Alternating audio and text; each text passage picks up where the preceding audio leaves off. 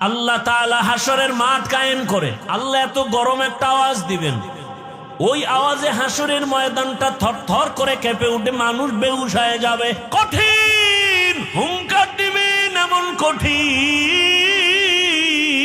হাসরের মাঠে সব উলঙ্গ দাঁড়ানো হবে, নারীরাও উলঙ্গ, পুরুষেরাও উলঙ্গ, সব এক জায়গায়। আম্মা জান আয়েশা রাদিয়াল্লাহু আনহা বলেন, ও রহমতের নবী,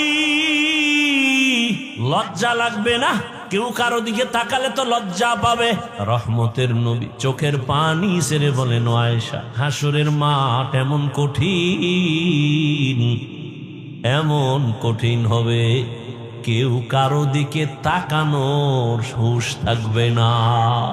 কেমন কঠিন হবে যে কেউ কারো দিকে তাকানোর হুঁশ থাকবে না। আল্লাহ যদি রাগ করেন তো কে থামাবে, কে নরম করবে? আমার আল্লাহকে তো কেউ নাই। আল্লাহ কয়, ওয়ামা আরসালনাকা ইল্লা রাহমাতাল লিল আলামিন।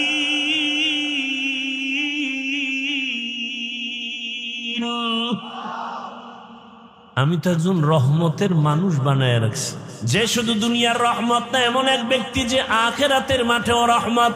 আল্লাহ বলবেন, হাসরের মাঠ এখন প্রস্তুত, মানুষগুলো সব মাটির নিচে। সবার আগে জিবরাইল আমিনকে বলবে, যাও আমার সিংহাসনের পার্শ্বে রহমতের নবীকে নিয়ে আসো, আমার ডান পার্শ্বে আমি বসাবো। জমিন সমান, মক্কা কই, মদিনা কই, গম্বুজ কই, মিনারা কই, কিচ্ছু নাই, সমান পুরা দুনিয়া। ফেরেশতাকে আল্লাহ, নবী কই? এই বরাবর হাঁটো, হাঁটতে থাকো, হাঁটতে থাকো, হাঁটতে থাকো।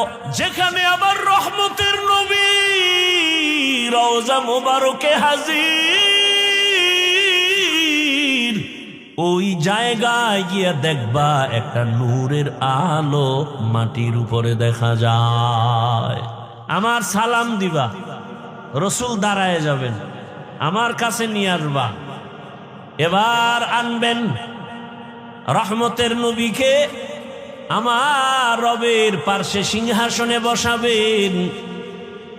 আল্লাহ যখন গরম আওয়াজ দিবেন, লিমানিল মুলকুল ইয়াউম লিল্লাহিল হা, রহমতের নবী আল্লাহর পার্শ্বে থাকবেন, সিংহাসনের পার্শ্বে। আল্লাহ রাগান্বিত আওয়াজ দিবেন, গরম হয়ে গেছে, এখন আর ঠান্ডা করার কোনো উপায় নাই। হঠাৎ আমার আল্লাহ একটু কুদরতের নজর দিয়া রহমতের নবীর চেহারার দিকে যখন তাকাইবেন, আগুন যেমন মোমকে গলায় দেয়, রহমতের নবীর চেহারা মোবারকে একটু নজর দেওয়া মাত্র আমার আল্লাহর কুদরতির রাগটা পানি হয়ে যাবে। ইমামুল আউয়ালিন আখিরিন বহরে সদকা রহমাতাল লিল আলামিন সাইয়্যিদুল কাউনাইন খাতমুল মুরসালিন আখির আমদ বুদে ফখরুল আউয়ালিন। ভাইরা আমার, ওই আল্লাহর বান্দা পাগলের মতো ঘুরবে, একটা নেকের টান কোথায় পাবো? হাসরের মাঠ, মানুষের কান্নার আওয়াজ, সবাই পাগলের মতো করবে, কোথায় যাবে?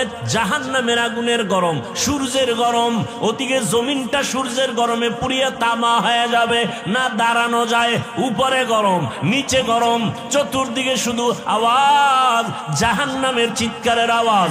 জাহান্নাম চিল্লাইবে আর বলবে, ও রব্বে কারীম, বেনামাজি গুলো কই? বেনামাজি কোথায়? আমার পেটে দাও, আমার পেটে ক্ষুধা। গুনাহগার বেপরদাওয়ালারা কোথায়? আমার পেটে ক্ষুধা, তাড়াতাড়ি আমার ভেতরে দাও। আল্লাহ বলবে, একটু অপেক্ষা কর, আমি বিচারটা শেষ করে তোর বেনামাজিগুলো তোর পেটে দিতেছি, বরে খা, মজার মতো পেটের ক্ষুধা নিবারণ করবি।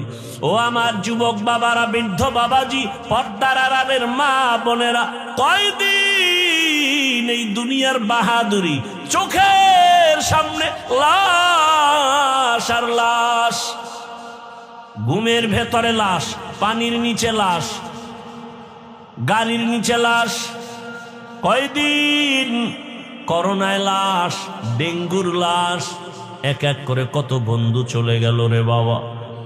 ওই আল্লাহর বান্দা ঘুরবি, একটা নেক হলে আমি জান্নাতে যেতে পারি।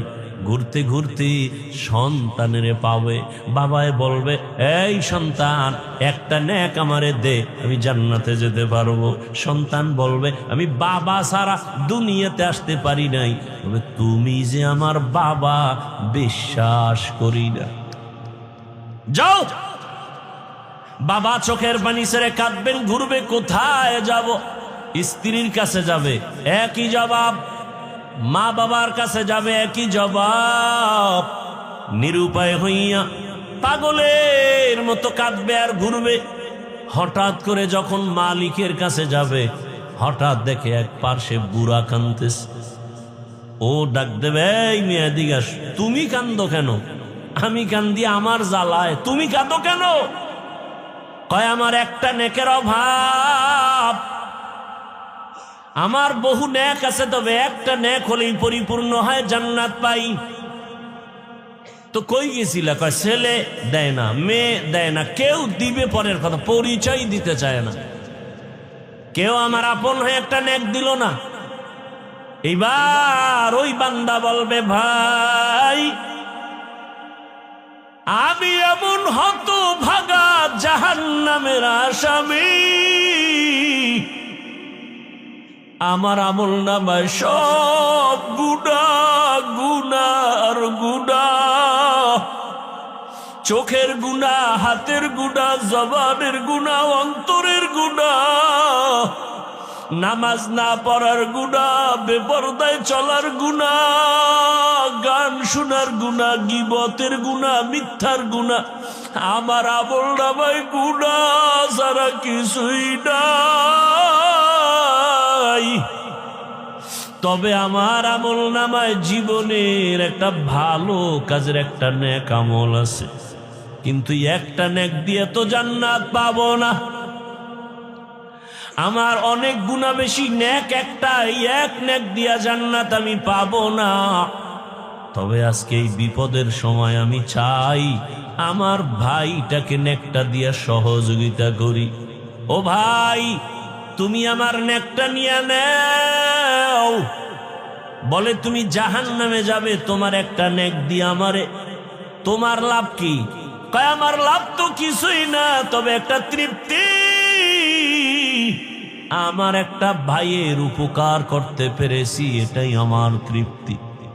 আমি আমার ভাইয়ের উপকার করতে পেরেছি। ও জগৎ সারের মুমিন, রহমতের নবী বলেন খায়রুন নাস মান ইয়ানফাউন নাস, ভালো মানুষ তো ওই ব্যক্তি যে অন্যের উপকার করে। আজকে দেখো তাকায়া, যে যত ক্ষতির মধ্যে পড়ে কাছের মানুষের কারণে, আপন লোকটাই ক্ষতি করে, দূরের মানুষ তেমন করে না। অমুকেরে জবাই করেছে কে, তদন্ত করে রিপোর্ট বের হয় আপন বডিগার্ড, আপন কর্মচারী, আপন বাড়ির দারোয়ান, ড্রাইভার, আপন। অথচ রাসূল বলেন তুমি তো ভালো মানুষ হতে হলে এমন হও যে তোমার দ্বারা কারো ক্ষতি হবে না। এর নামই তাকওয়া, আল্লাহর ভয়। কারো উপকার করতে না পারলেও ক্ষতি করব না, কারো প্রশংসা করতে না পারলেও বদনাম করব না। ওই আল্লাহর বান্দা একটা নেক দিয়া বলে আমি ভাইয়ের উপকার করি, এটাই আমার তৃপ্তি, আল্লাহর আদালতে চলে যাবে। ওই বান্দা বলবে আল্লাহ নেক পেয়েছি, জান্নাত দাও। কয় পাইলি কই? ছেলে? কয় না। মেয়ে? না। কে দিয়েছে? বলে আমার রক্তের কেউ দেয়নি। তবে আল্লাহ আমি হাঁটতেছি, তোমার এক বান্দা চোখের পানি ছেড়ে কাঁদে জাহান্নামের ভয়। ওই বান্দা তার আমল নামায় সব গুনাহ, একটা নেক ছিল, ওই নেকটা আমাকে দিয়েছে। কেন কেন? তাকে দা আমার সামনে আনো। সামনে আনবে। এই তুমি কি এর একটা নেক দিছো? বলে হ্যাঁ আল্লাহ দিয়েছে। কেন? তুমি জান্নাতে যেতে চাও না? বান্দা কাঁদতেছে, আল্লাহ আমি যাব কেমন, আমার তো নেক নাই, আমার গুনাহ গুনাহ গুনাহ, হাতের গুনাহ, চোখের গুনাহ, মিথ্যার গুনাহ, গুনার অভাব নাই। তবে আমার ভাই একটা নেকের অভাবে কান্না করে। আমি চাইছি আল্লাহ আমার একটা ভাইয়ের যদি একটু দয়া করতে পারি একটা নেক দিয়ে, এটা আমার তৃপ্তি। অন্তত আমি জাহান্নামে যাব, তবে আমার ভাইটা জান্নাতে চলে যাক। আল্লাহর কুদরতি অন্তরে মায়ার জোশ, আল্লাহর কুদরতি অন্তরে রহিম নামের মায়ায় জোশ এসে যাবে। আল্লাহ বলবেন, হে গোলাম, যে কঠিন মুসিবতের সময় তুমি তোমার একটা ভাইকে একটা নেক দিয়া দয়া করেছো, আমি মালিকের দয়া তো তার থেকে 1000 গুণ বেশি। আমি আল্লাহ কেন দয়া করব না? আমি রহিম নামের ওসিলায় আমি তোমাকেও জান্নাত দিয়া দিলাম। या इलाही मुझसे मुझको दूर कर, ताके देखो मुझ में तुझको एक नजर। या इलाही तू मेरा माबूद है, या इलाही तू मेरा माशूक है। ও আমার যুবক বাবারা, বৃদ্ধ বাবাজিরা, পর্দার আড়ালের মা বোনেরা, বয়ান শুনলে হবে না, এগুলো অন্তরে ঢুকাইয়া তওবা করেন। কয়দিন আর দুনিয়াতে বাহাদুরি করবেন? ও যুবক বাবারা, আমি যে এতক্ষণ বয়ান করলাম একবারও কিন্তু বলি নাই আমার মতো বড় হুজুর হও, স্কুল ছেড়ে মাদ্রাসায় যাও বলি নাই, তাবলীগে না গেলে জাহান্নামে যাবে, পীরের কাছে না গেলে জাহান্নামে যাবে বলি নাই। বরং আমি চাই রে যুবক, আমার দেশে মাওলানা মুফতি মুহাদ্দিসের অভাব নাই, আমার দেশে আদর্শবান ডাক্তারের অভাব, আদর্শবান ইঞ্জিনিয়ারের অভাব, আদর্শবান ওসি ডিসিএসপির বড় অভাব। আমি চাই তুমি স্কুলে পড়ো, কলেজে পড়ো, ডাক্তার হও, প্রফেসর হও, ইঞ্জিনিয়ার হও, তুমি একজন ওসি ডিসিএসপি হও, চেয়ারম্যান মেম্বার এমপি হও, তবে আদর্শবান হইও, বেয়াদব হইও না রে বাবা। যদি বেয়াদব মার্কা ডাক্তার হও, লিখে রাখো তাসনিমা নাসরিনের পরিণাম ফলের মতো তোমারটাই হবে। বলতে পারো হাফিজ ভাই ডাক্তার হব, ইঞ্জিনিয়ার হব, তবে আদো বলা হতে হবে, বেয়াদব হব না। এ কথার ব্যাখ্যা কি? ভালো করে মনে রাখো যুবক, লিখে রাখো। 3 জায়গায় বেয়াদবি করবা না, লিখে রাখো কসম আল্লাহর, করলেই মরার আগে তোমার ধ্বংস শুরু। কয় জায়গায়? 3 জায়গায় বেয়াদবি করবা না। 1 নাম্বার হলো মা বাবা। মা বাবার সাথে যদি বেয়াদবি করো, আর মা বাবা যদি কষ্ট পেয়ে নিঃশ্বাস ফেলে বলে আহ, তোমার ধ্বংস শুরু। 2 নাম্বার জায়গা শিক্ষক। তোমার ওস্তাদ আমার ওস্তাদ, আমার মা বাবা দোয়া করেছেন, এ কারণে বিবারিয়ার ময়দানে চেয়ারে বয়ান করি, কিন্তু বয়ানটা আমার মা বাবা শিখান নাই, আমার ওস্তাদ আমারে ধরে ধরে বয়ান শিক্ষা দিয়েছেন। অতএব ওস্তাদের বয়ান অবদান কম না, ওই শিক্ষকের কষ্ট দিবা না, বেয়াদবি করবা না। যদি বেয়াদবি করো, শিক্ষক যদি কষ্ট পায়, নিঃশ্বাস পেলে ধ্বংস শুরু হয়ে যাবে। 3 নাম্বার জায়গা উলামায়ে কেরাম, মুরব্বী, এদের সাথে যদি বেয়াদবি করো, নিঃশ্বাস পেলে তোমার ধ্বংস শুরু হয়ে যাবে। রাস্তায় চলি, মাঝে মাঝে কত ল্যাংটা পাগল দেখি, ইংলিশে কথা বলে, আরবিতে কথা বলে। বিষয়টা কি? ভালো ছাত্র ছিল, বেয়াদবি করে বড়দোয়ার কারণে ধ্বংস হয়ে গেছে। অনুরোধ করে বলছি রে বাবা, তুমি ডাক্তার হও, আদর্শবান ইঞ্জিনিয়ার হও, আদর্শবান একজন প্রফেসর হও, তোমার আচরণে কোনোদিন যেন মা বাবা কষ্ট না পায়, শিক্ষক যেন কষ্ট না পায়, ওলামায়ে কেরাম কষ্ট না পায়, বরং মা বাবার দোয়া নিয়া, শিক্ষকের দোয়া নিয়া, ওলামায়ে কেরামের দোয়া পরামর্শ নিয়া, নবীজির আদর্শ মেনে চলো। তুমি ভাবতেছো এটা কেমনে পারি, কেমনে করি। নগদ উদাহরণ, নগদ। তোমার মতো যুবক জীবনে মাদ্রাসায় পড়ে নাই, আলিফ বা তাও শিখে নাই, স্কুলে পড়ে, কলেজে পড়ে, সত্য কথার সাক্ষী দাও, 5 ওয়াক্ত নামাজি নাই। তাহলে ফাইনাল কথা, তুমি পারো না কেন? তোমার কপালে কার জানি বরদোয়া লেগেই গেল। তোমার মতো যুবক রাস্তায় গাড়ি চালায়, নামাজ পড়ে, বলো তুমি কেন পারো না? তোমার মতো যুবক বাবা র্যাব, আর্মি, পুলিশ, বিডিআর এর চাকরি করে, 5 ওয়াক্ত নামাজ পড়ে, তুমি কেন পারো না? ও ব্যবসায়ী বাবারা, আপনার মতো কত ব্যবসায়ীরা নামাজ পড়ে ব্যবসা করে, বলেন আপনি কেন পারেন না? ও চাকুরিজীবী বাবারা, আপনার মতো কত চাকুরিজীবী ও সিডিসিএসপির কাজ করে, নামাজ ছাড়ে না। আরে সেদিন এক জায়গায় গিয়া শুনলাম টিওনো প্রতিদিন ফজরের নামাজ এলাকায় ঘুরে ঘুরে এক মসজিদে পড়ে টিওনো। তার মানে কি? যে ফজর পরে অন্য মসজিদে গিয়া গিয়া প্রতিদিন, তাহলে সে কত আগে উঠে, তার মানে সে তাহাজ্জুদও পড়ে। আমার জানা মতে কত দলিল চাও? ডিসি সাহেব ডিসির চাকরি করে, এসপির চাকরি করে, র্যাবের চাকরি করে, আমার জানা মতে 1 টাকাও হারাম খায় না, 1 ওয়াক্ত নামাজ বাদ দেয় না। বলো তোমার কপালে কার বরদোয়া লাগছে, বলো। তুমি পারো না কেন? ও তোমার মনে একটু আশা, মনে একটু আশা পূরণ করো না। মনে আশা যাক যে পার্কে গেলে কি জানি মজা। ওই যুবকের বলবো, আশা তো তুমি পূরণ করছো, এবার তুমি তওবা করো। মনে আশা যাক যে সারা রাত মোবাইল চালাবা, কি জানি মজা, চালাইছো না, এবার ফিরো। মনে আশা আসছে তুমি নামাজ পড়বা না, মনের শখে নামাজ পড়ো নাই, এখন ফিরো যাও। কয় না না, আশা তো পূরণ হয় নাই। তাহলে এবার প্রশ্ন তোমার কাছে, আর কতদিন সারা রাত মোবাইল চালাইলে আশা পূরণ হবে আমাকে বলো? আর কতদিন পার্কে পার্কে ঘুরলে, নারীর আড্ডায় গেলে, নাচ গানের আড্ডা দিলে আশা পূরণ হবে বলো? আর কত রাত, কতদিন নামাজ বাদ দিলে, বেপর্দায় আড্ডা দিলে, কতদিন পরে আশা পূরণ হবে বলো? এবং এটাও বলো তোমার হায়াতের বাকি আছে কতদিন। এই যে শুরুতে দোয়া করছি, কি জানি ওই ছেলেটা, ওর আর বাঁচার উপায় নেই, বাঁচলেও না বাঁচার মত। শুনলাম সে এখন হসপিটালে এমন অবস্থা আছে যে তার মাথার খুলি খুইলে আর এক জায়গায় রাখছে। এই বাঁচা কিসের বাহাদুরি করো বাবা?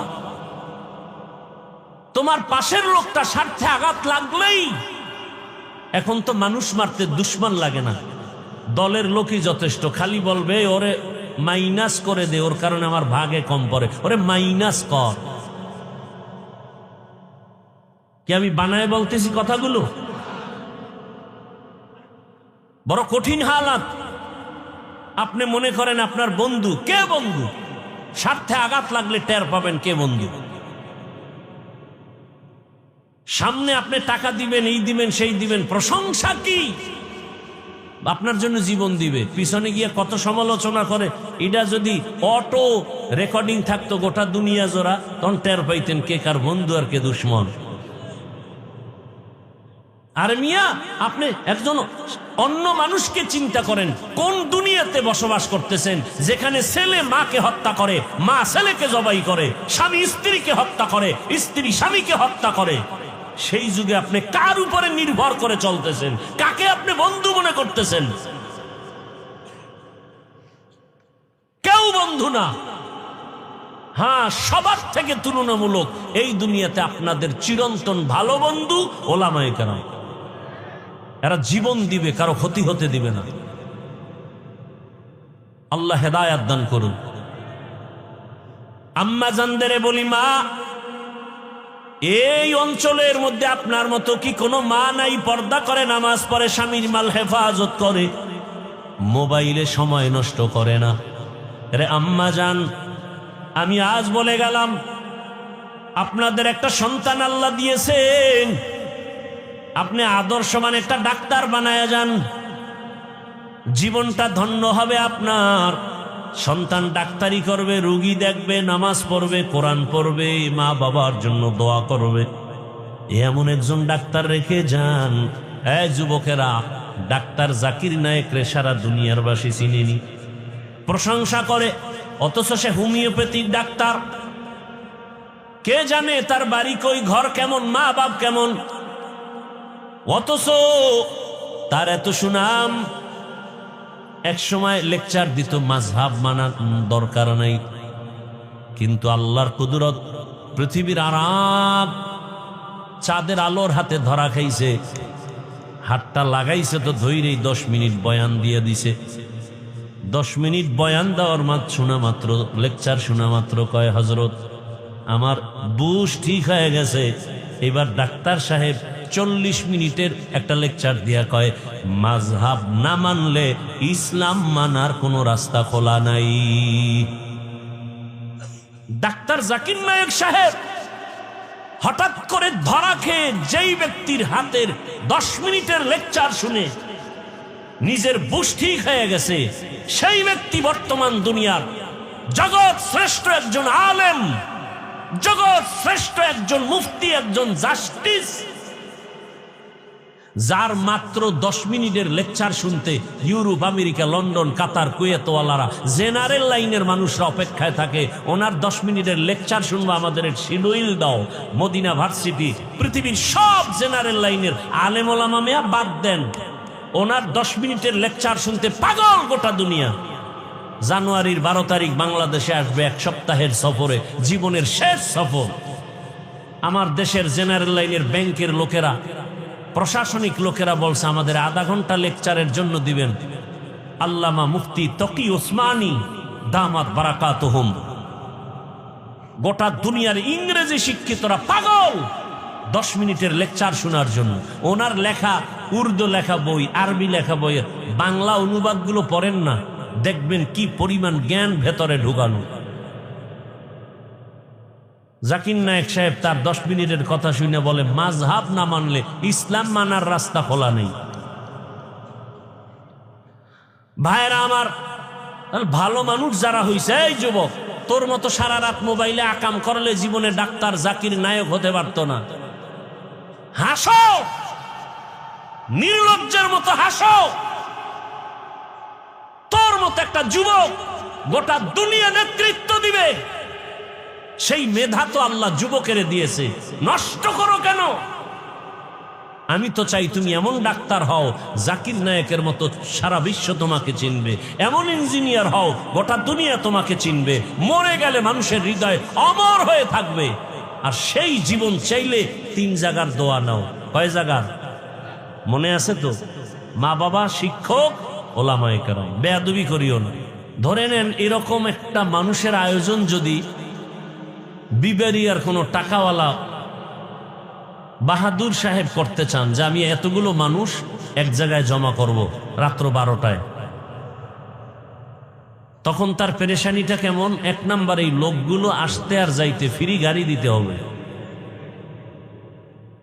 আপনাদেরকে ফ্রি গাড়ি দেওয়া হয়েছে?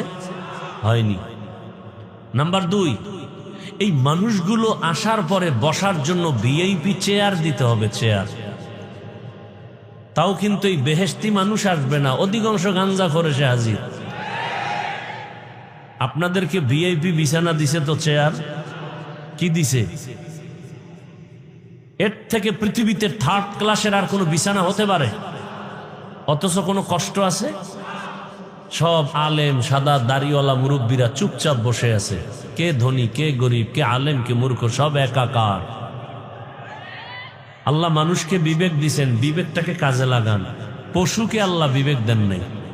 একটু বুঝেন, বুঝার চেষ্টা করেন। আমি আপনাদের দুশ্মন না, আমি আপনাদের কলিজার বন্ধু। পাও ধরার জন্য আসছি, গালি দিতে আসি নাই। আপনাদের পাও হাত দিয়া বুঝাইয়া আপনাদেরকে শান্তির দিকে দাওয়াত দিতে আসছি। প্রয়োজনে পাও ধরা লাগলে নিচে এসে পাও ধরবো, সেই অবস্থায় আসছি, গালি দিতে আসি নাই। এরপরে এই লোকগুলোকে সাহেব এখানে জমা করার পরে চেয়ারে বসাইলেন, ফাঁকে ফাঁকে নাস্তা দিতে হবে। যদি একটু প্যাকেটে টান পড়ে তো চেয়ারের বাড়ি, বাতাসে উড়বে চেয়ার। আবার কিছু কুলাঙ্গার দেখা যায়, তাদের নিজেদের তর্ক বিতর্ক বিশৃঙ্খলা ভিডিও করে জাতিকে দেখায়, দেখেন আমরা কত বড় বেয়াদ্দব। আমার কথাগুলো চিন্তা করতেছেন তো? আচ্ছা, আপনাদের এখানে আসার পরে থার্ড ক্লাসের বিছানা দিল, কারো অন্তরে কষ্ট নাই। নাস্তা দিছে কতবার? মোনাজাতের পরে দেয়া হবে, হবে না? হবে না, কষ্ট নাই। আচ্ছা, এরপরে এই দুনিয়ার লাইনের এই বিশাল আয়োজন করতে গেলে এতগুলো মানুষকে নিয়ন্ত্রণের জন্য কি পরিমাণ পুলিশ এখানে রাখতে হতো? ভাই, সত্য কথাটা আপনি মানেন আর না মানেন, স্বীকার করেন যে হ্যাঁ এটা বাস্তব। পুলিশ লাগতো না? ক্রেডিট বা পাওয়ার থাকলে র্যাব নিয়ে আসতো, আর্মি নিয়ে আসতো। এতেও যদি ভয় লাগতো, সর্বশেষ নিরাপত্তা কুত্তা।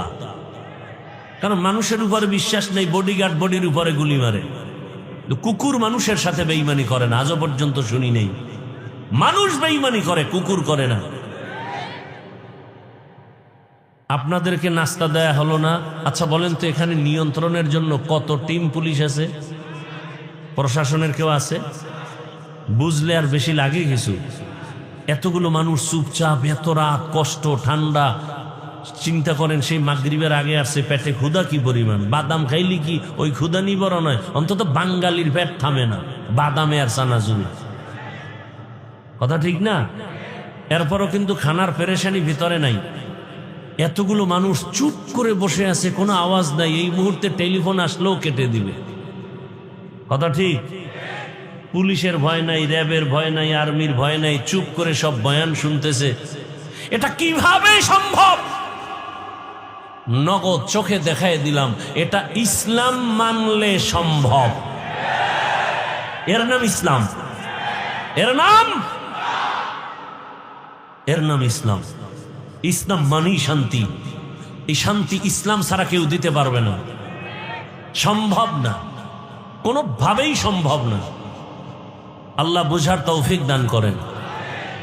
এবার ইসলাম কিছুটা বুঝছেন তো? ইসলাম কি বলে? দুইজন দেখা হলে কি দাও? সালাম শব্দের অর্থ শান্তি। দেখা হলেই শান্তির দোয়া শুরু। কথা ঠিক? ইসলাম কি বলে? বড়দেরকে বলে, এই বড়রা, ছোটদেরকে মায়ার নজরে দেখো। আল্লাহর জাতের কসম, বড়রা যদি ইসলাম অনুযায়ী ছোটদেরকে মায়ার নজরে দেখেন, কোনোদিন জুলুম করবে না। এবার ইসলাম ছোটদেরকে কি বলে? এই ছোটরা, বড়দেরকে সম্মানের নজরে দেখো। সব ছোটরা বড়দেরকে যদি শ্রদ্ধার নজরে দেখে, কোনোদিন বেয়াদবি করবে? এর নাম ইসলাম। ইসলাম কি বলে? কর্মচারী কাজ করে, ঘাম ঝরার আগে বেতন দিয়ে দাও। আচ্ছা, কর্মচারীকে যদি টাইম মতো বেতন দিয়ে দেন আগে আগে, ও কাজে ফাঁকি দিবে। আর যদি বেতন মেরে খান, তাহলে কাজের নামে মোবাইল চালাবে। ইসলাম কত সুন্দর, মানেন না কেন? এত সুন্দর ধর্ম, বুঝের কিছু অভাব। কিসের অভাব ভাই? বুঝের অভাব। আল্লাহ হেদায়েতের দৌলত দান করেন। আসেন আয়াতের উপরে কিছু আলোচনা করি, ধৈর্য হারাবেন না তো? ইয়া আইয়ুহাল্লাযীনা আমানুত্তাকুল্লাহা ওয়া কুনু মা'আস সাদিকিন। শুধু মুমিনকে আল্লাহ বলেন, হে মুমিন, দুইটা আদেশ তোমাদেরকে দিলাম কল্যাণের জন্য। এই দুইটা আদেশ যদি মানো, বিনা হিসাবে আমি জান্নাত দিয়া দিব। প্রথম আদেশ হলো আমি আল্লাহকে ভয় করো। দ্বিতীয় আদেশ হলো জমিনের মধ্যে কিছু ভালো মানুষ আছে, সত্যবাদী, আল্লাহর প্রিয় গোলাম, এদের বন্ধু হয়ে থাকো। তাহলে তুমি দুনিয়াতেও মুকুটহীন বাদশা হবে, আখেরাতে তুমি বিনা হিসাবে জান্নাতে যাবে। মুমিনকে দুইটা আদেশ দিলেন, কোনো বেঈমানকে দেন নাই কেন? এর সংক্ষেপ জবাব হলো, জান্নাত শুধু মুমিন পাবে, কোনো বেঈমান এক সেকেন্ডের জন্য জান্নাত পাবে না। জান্নাত কারা পাবে? শুধু মুমিন। আর মুমিনরাও যে পাবে, কত ফিডা খাওয়ার পর, বহু ফিডা কপালে আছে। দলিল, রহমতের নবী বলেন, আমি আশঙ্কিত, আমি ভয় ভীত, আমার আগে একদল উম্মত ছিল বড় চালাক। এদের বংশে এদের গোষ্ঠীর মধ্যে অনেক নবী রাসূল আল্লাহ পাঠিয়েছেন। ওই গোত্রে ওই বংশের নাম, ওই দল, ওই গোষ্ঠীর নাম বনি ইসরাইল। ওই বনি ইসরাইলের আল্লাহ এত আদর করেছেন, ডাইরেক্ট আসমান থেকে খানা দিছেন। ডাইরেক্ট সন্ধ্যাবেলা দেখতো ছোট ছোট পাখি, আস্তা পাখি বুনা হয় জমিনে পড়ে, হালুয়া পড়ে বৃষ্টির মতো, নিশিরের মতো।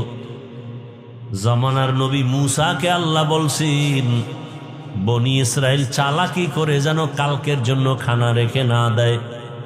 আজকেরটা পেয়েছে, আজ খেয়ে ফেলবে, কালকে আবার দিব। যদি চালাকি করে খানা বন্ধ হয়ে যাবে। মজা পাইয়া বনি ইসরাইলরা খাইয়া কয়া সব খাইস না, কালকের জন্য রেখে দাও। রেখে দিয়েছে, চালাকি করে খানা বন্ধ হয়ে গেল। রহমতের নবী বলেন ওই বনি ইসরাইল যদি চালাকি না করত, আমার উম্মতেরাও কিয়ামত পর্যন্ত আসমানের ডাইরেক্ট খানা খেয়ে ঘুমাইতো। ওর চালাকির কারণে খানা বন্ধ হয়ে গেল। ওই বনি ইসরাইল এত চালাক, অহংকারের ভাব করে করে নিজেদের মধ্যে দলে দলে বিভক্ত হয়ে গেল ৭২। আর আমি মুহাম্মদের উম্মতের দলের মধ্যে আরো একটা বেড়ে যাবে। কয় দল হবে? কুল্লুহুম ফিন্নার, সবাই জাহান্নামে যাবে। ইল্লা মিল্লাতান ওয়াহিদা, এক দল জান্নাতে যাবে। ক্বালু মান হিয়া ইয়া রাসূলুল্লাহ, ওয়া ফি রাওয়ায়াতিন মা হিয়া ইয়া রাসূলুল্লাহ। সাহাবায়ে কেরামদের মধ্য থেকে কেউ বললেন, রহমতের নবী ৭৩ কাতারের মধ্যে যেই দলটা জান্নাতে যাবে তাদের পরিচয় কি? ক্বালা মা আনা আলাইহি ওয়া আসহাবি। ভালো করে খেয়াল করেন, রহমতের নবী যদি বলতেন আমি মুহাম্মদের আদর্শ মেনে যারা চলবে তারা জান্নাতে যাবে, এতটুকু বললেও তো হয়ে যেত। নবী এতটুকুই বলেন নাই। রহমতের নবী বলেন দুইটা আদর্শকে একজাস্ট করে যারা জীবন চালাবে তারা জান্নাতে যাবে। এক হলো আমি মুহাম্মদের আদর্শ, আর আমার হাতে গড়া ছাত্র সাহাবায়ে কেরামের আদর্শ যারা মেনে চলবে। অতএব ১৫০০ বছর পরে ফাইনাল এখান থেকে আমরা শিক্ষা নিলাম, যদি কেউ বলে আমরা মুহাম্মদ আর নবী মানি, সাহাবাদেরকে মানি না, এরা মুসলমান হলেও এরা ৭২ কাতার জাহান্নামীদের অন্তর্ভুক্ত। তুকু যাও সুন্নতে আহমদ কো জাবা মুহাম্মদ কৈবুয়াদ নিসবত রামান আহাব্বা সুন্নতি কৌলে রসুল মজদায়ে কানা মাই হাম কুন কবুল। এই যে ৭২ দলেরা জাহান্নামী, একদল জান্নাতি। এই যে ৭২ দল জাহান্নামে যাবে, এখানে কোনো হিন্দু নাই, বৌদ্ধ নাই, খ্রিস্টান নাই, ইহুদি নাই, সব মুসলমান। তাহলে বুঝেন তো মুমিন জান্নাতে যাওয়ার কতটা বাধা। যেই মানুষের এত দাম, ওই মানুষ আবার জাহান্নামের লাকড়ি হবে। ইয়া আইয়ুহাল্লাযীনা আমানু কু আনফুসাকুম ওয়া আহলিকুম নারা ওয়াকুদুহান নাসু ওয়াল হিজারা আলাইহা মালাইকাতুন গিলাযুন শিদাদুন লা ইয়াসুনাল্লাহা মা আমারাহুম ওয়া ইয়াফআলুনা মা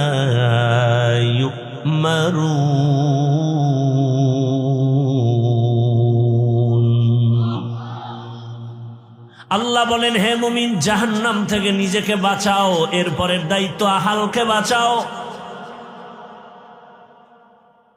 আমি একা জাহান্নাম থেকে বাঁচলেই দায়িত্ব শেষ হবে না, আমার উপরে দায়িত্ব আমার আহাল।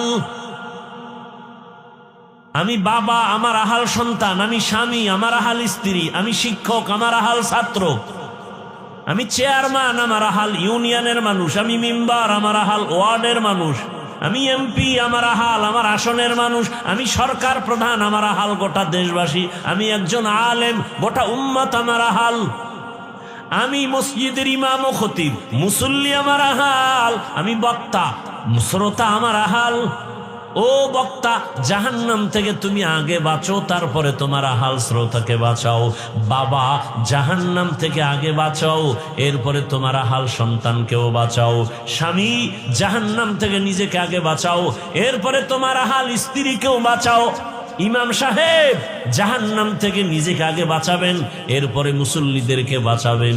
শুধু নিজে বাঁচবেন, মুসল্লি বাঁচাবেন না, হবে না। বড় কঠিন কথা। ক্বালান নবিয়্যু সাল্লাল্লাহু আলাইহি ওয়া আলিহি ওয়াসাল্লাম, আলা কুল্লুকুম রাইন ওয়া কুল্লুকুম মাসউলুন আন রাইয়াতিহি। সবাই দায়িত্বশীল, আল্লাহর আদালতে দায়িত্বের জবাবদিহিতার কাঠগড়ায় দাঁড়াতে হবে। কিয়ামতের ময়দানে বহু মা বাবা শুধু সন্তানের অন্যায়ের কারণে জাহান্নামে চলে যাবে। দুনিয়াতেই তো অন্যায় করে সন্তান, মা বাবার হাতে কেন পুলিশের হ্যান্ডকাপ লাগানো হয়? আর দুনিয়া মাজরাতুল আখিরা, আখিরাতের নমুনায় দুনিয়ায় তাকায় দেখো। বাবার অন্যায়, কিন্তু সন্তানের অন্যায়ের কারণে বাবার হাতে হ্যান্ডকাপ। কিয়ামতের দিন বহু বাবা মা শুধু সন্তানের অন্যায়ের কারণে জাহান্নামে যাবে। হাসরের মাঠে সন্তান মা বাবার বিরুদ্ধে আল্লাহর আদালতে মামলা পেশ করবে। রব্বানা ইন্না আতা'না সাদাতানা ওয়া কুবারানা ফাআদাল্লুনাস সাবিলা রব্বানা আতিহিম যিফাইন রব্বানা আতিহিম যিফাইনি মিনাল আযাব ওয়ালআনহুম লা'নান কাবীরা। সূরা আহজাব 67 নম্বর আয়াত। মা বাবার বিরুদ্ধে সন্তান মামলা দায়ের করবে। আল্লাহ বলবে, এই ছেলে নামাজ পড়ছো না, রোজা রাখছো না, জিকির করছো না, তেলাওয়াত করছো না, কেন? বলবে, ও দয়ার মালিক, সব আমার মা বাবার দুর্বলতা। আমার মা বাবা কোনোদিন আমাকে নামাজের দাওয়াত দেয় নাই, রোজার দাওয়াত দেয় নাই, জিকিরের দাওয়াত দেয় নাই, কোরআন শিখায় নাই। অথচ কত ডিসি দেখছি টেবিলে বসে বসে কোরআন তেলাওয়াত করে। ডিসি সাহেব ডিসির চাকরি পেয়ে কি কোরআন শিখা শুরু করেছেন? কয় না। আব্বা আম্মা সেই ছোটবেলা মক্তবে পাঠাইছেন, আর ওখানে গিয়া কোরআন শিখে ফেলেছি। অতএব জাহান্নাম থেকে নিজে বাঁচতে হবে না, আহালকে বাঁচাতে হবে। আল্লাহ বলেন, হে মুমিন, দুটো আদেশ দিলাম। এক, আমাকে ভয় করো। কাকে ভয় করব? একমাত্র আল্লাহকে ভয় করো। দুনিয়ার সব তোমাকে ভয় করবে। এই ভয়ের নাম তাকওয়া, এ ভয়ের নাম খাশিয়া, এ ভয়ের নাম খৌফ। وَأَمَّا مَنْ خَافَ مَقَامَ رَبِّهِ وَنَهَى النَّفْسَ عَنِ الْهَوَى فَإِنَّ الْجَنَّةَ هِيَ الْمَأْوَى ہر کے دارد خوف حق دار دل مدام جنت المأوى دہد او رام مقام جزبہ حق چی زے مخاز انسو جا فضل اوعا مست در جملہ جہا। ঘুম আসতেছে? হ্যাঁ, অজে আসলে তো ঘুম আসে। আসলে কি আপনারা রাতে ঘুমান? আমার অভিজ্ঞতার আলোকে বলি, আমার দেশের জাতি রাতে ঘুমায় না, নিরিবিল সময়ে মোবাইলের হক আদায় করে। টাইম পায় না তো, সারাদিন ব্যস্ত। এই টাইমটাও তো একটু কাজে লাগান লাগে। আল্লাহর কাছে কি বলবে, একটা কিছু বলতে হবে তো। হাসরের ময়দানে যদি আল্লাহ জিগায় কি করছো, আল্লাহ মাইয়ার হক, পোলার হক, স্ত্রীর হক আদায় করতে পারিনি, মা বাবার হক আদায় করতে পারিনি, অন্তত একটা হক আদায় করে আসছি, মোবাইলের হক আদায় করে আসছি সারা রাত। কখন রাত 4টা বেজেছে খবর রাখতে পারি নাই, কখন আজান হয়েছে জানতে পারি নাই, মোবাইলের হকের আদায়ের ধাক্কায় এতটা ব্যস্ত যে কানের মধ্যে মোবাইলের তার ঢুকাইয়া সারা রাত ব্যস্ত। বাহিরে কি তুফান হয়েছে জানি নাই। সারাটা রাত জেনা করেছি, চোখের জেনা, হাতের জেনা, জবানের জেনা, অন্তরের জেনা। এরে আমার কলিজার যুবক, ঘুমের মধ্যে যদি আজরাইল এসে দেখে তোর কানের ভেতরে গানের তার লাগানো, আজরাইল বলবে তুই রেডি হ, পরে আসবো। কি ঘুমের মধ্যে আজরাইল আসবে না, তাই তো? হ্যাঁ, মরণ থেকে যতই পালাও মরণ তোমায় নিবে ঘিরে,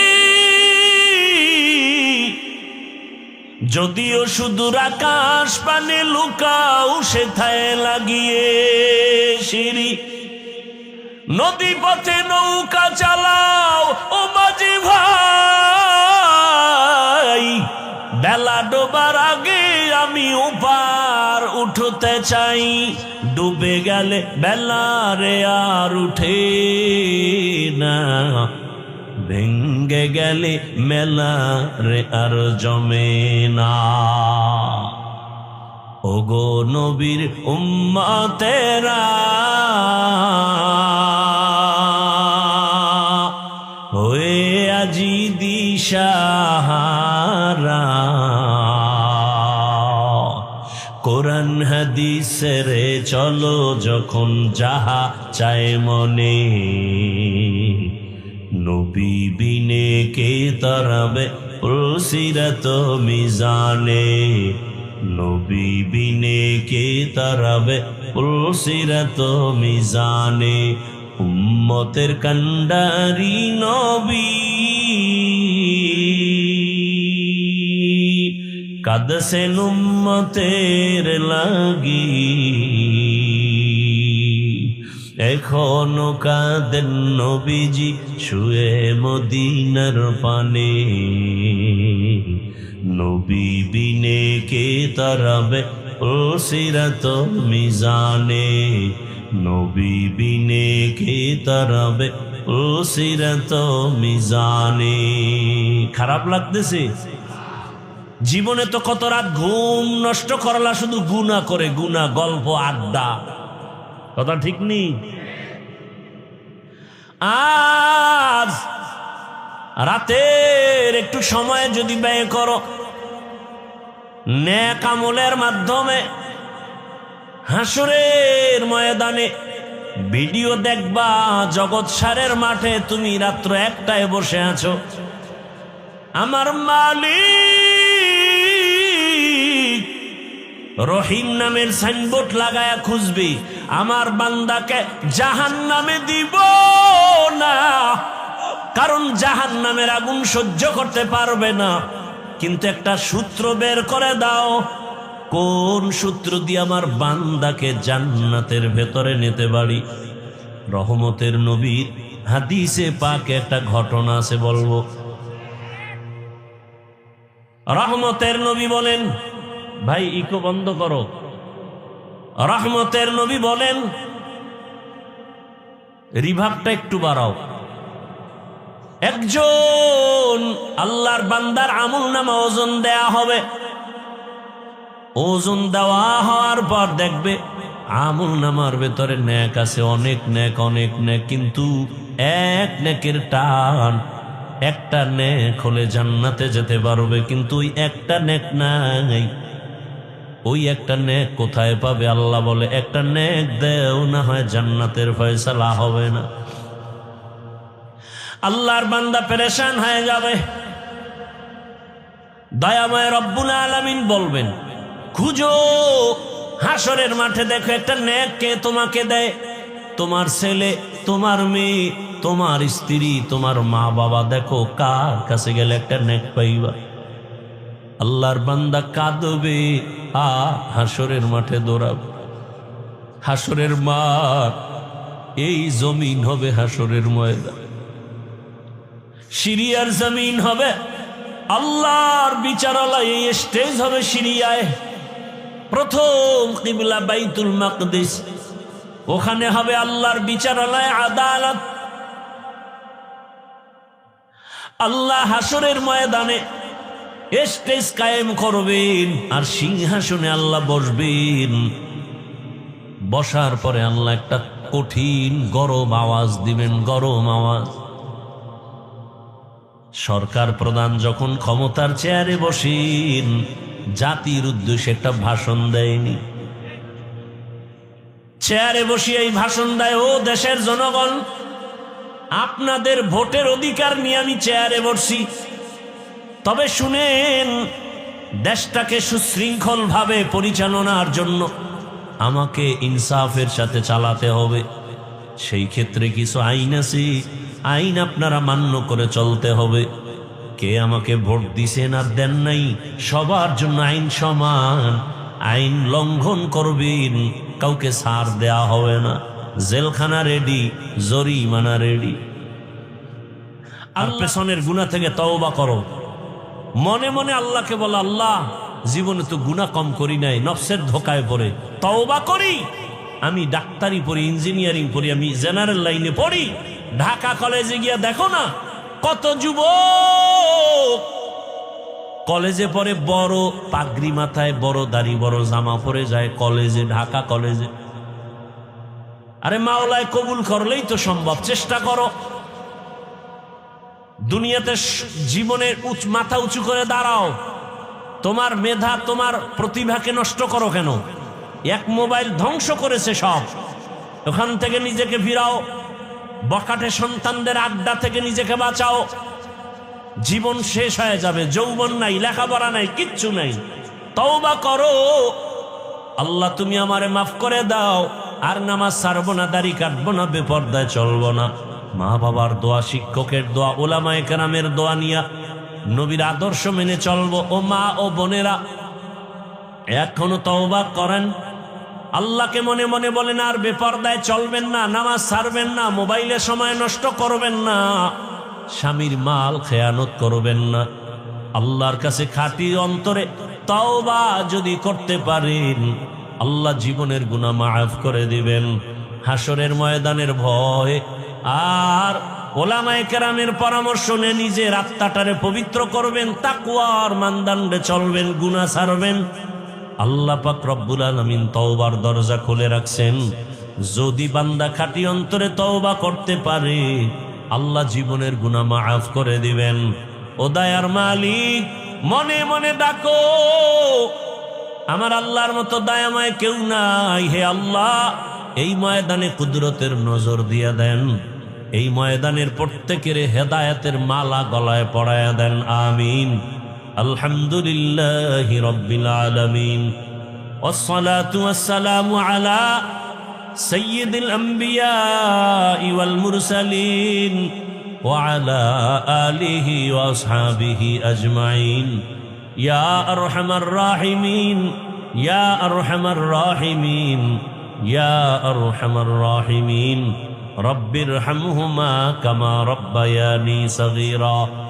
আল্লাহুম্মা ইন্নাকা আফুউন কারীম তুহিব্বুল আফওয়া ফা'ফু আন্না।